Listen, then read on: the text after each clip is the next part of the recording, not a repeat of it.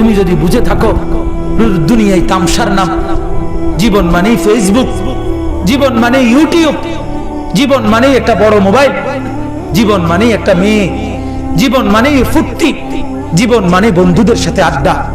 তোমার বাপকেও চিনলা না, মাকেও চিনলা না, সমাজকেও চিনলা না, দেশকেও চিনলা না। এভাবে জীবন নষ্ট করে দেয় কেমনে মিয়া? এত এত পাগল হয় কেমনে? এত ছাগল হয় কেমনে মিয়া? এত ফাত্রা মানুষ হয় কেমনে বেটা?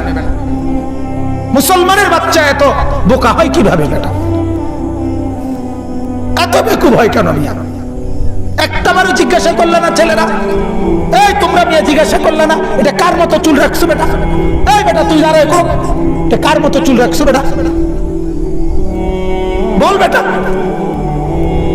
তুই একটা বল, এটা কোনো ভদ্রতা কিনা?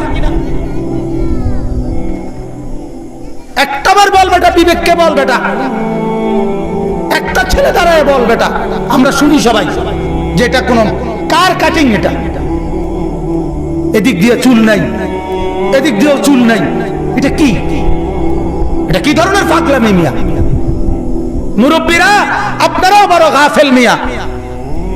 বইয়া বইয়া শুধু কেন বিড়ি খানা ছাড়া আর চা দোয়ানের গপ মারণ ছাড়া আপনাকে কোনো কাম নাই। আপনারা বয়স্করা বড় গাফেল, বইয়া বইয়া বিড়ি খায় আর বইয়া বইয়া ফাঁকনা ফাঁকনা আলাপ করে চা দোয়ানে বইয়া। সমাজটা নষ্ট হয়ে যাইতেছে, ছেলেগুলো বরবাদ হয়ে যাইতেছে, তারা বইয়া বইয়া বিড়ি খায়, তামসা করে বসে বসে মিয়া। এই বয়স্কদের কোনো দায়িত্ব নাই? কথা বলেন না কেন? বিড়ি খাওয়ার দায়িত্ব আপনাদের। রাগ হইেন না, রাগ হইলে আমি আর আইলাম না। আর কি